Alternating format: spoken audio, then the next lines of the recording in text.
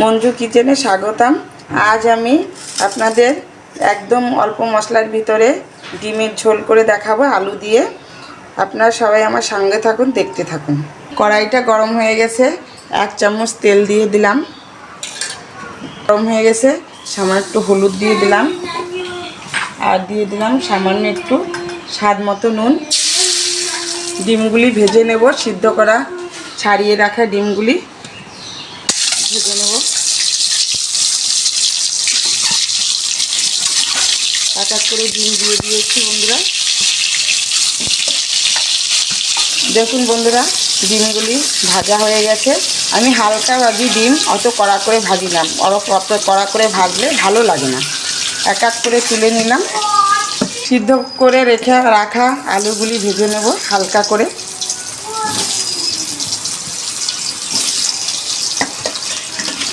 আলুগুলি দিয়ে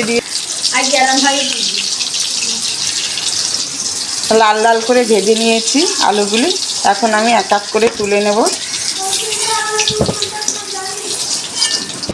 তেল গরম হয়ে গেছে, 2টো এলাচ দানা দিয়ে দিলাম, তেজপাতা দিয়ে দিয়েছি,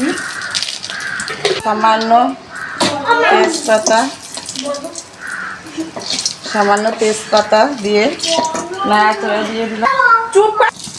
সামান্য জিরে দিয়ে দিয়েছি, রাখা পেঁয়াজ দিয়ে দিয়েছি।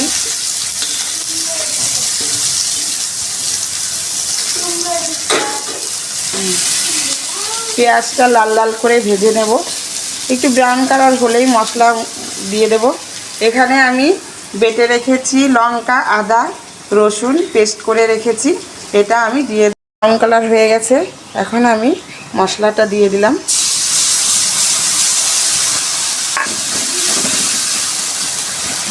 এক চামচ হলুদ দিয়ে দিলাম, স্বাদ মতো নুন দিয়ে দিয়েছি। এটা ভাজে ভাজে তেল ছেড়ে দিলে জল দিয়ে দেব।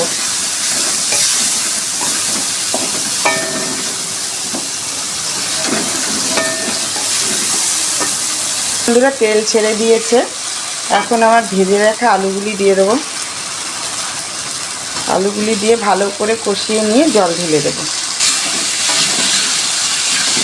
আমি কিন্তু কোনো কাশ্মীরি গুঁড়ো, যে লঙ্কার গুঁড়ো কালার করার জন্য হয়, সেটা ব্যবহার করি না, কোনো রান্নাতেই ব্যবহার করি না বন্ধু। দেখুন বন্ধুরা, কত সুন্দর হয়ে গেছে। এখন আমি একটু গরম জল করে রেখেছিলাম, এখন আমি ডিমের ঝোলে জল দিয়ে দিলাম। গরম জল দিয়ে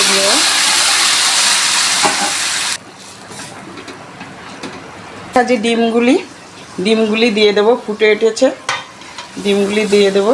দিয়ে 2 মিনিট ঢেকে রেখে আমার ডিমের ঝোল রেডি হয়ে গেছে বন্ধুরা। কি সুন্দর কালার এসেছে দেখুন, লাল লাল কালার। এখন আমি এটাকে নামাবো। দেখুন বন্ধুরা, কত সুন্দর কালার এসে গেছে। গরম ভাতে আপনারা পরিবেশন করে খাবেন। বাচ্চা, বয়স্ক সবাই মিলে একসঙ্গে খেয়ে দেখবেন, কত মজাদার খাবার। এইভাবে রান্না করবেন, খেতেও ভালো লাগবে, আর পরিবেশন করবেন সবার সাথে, সবার সঙ্গে একসঙ্গে খাবেন। ধন্যবাদ বন্ধুরা, আমার সঙ্গে থাকবেন।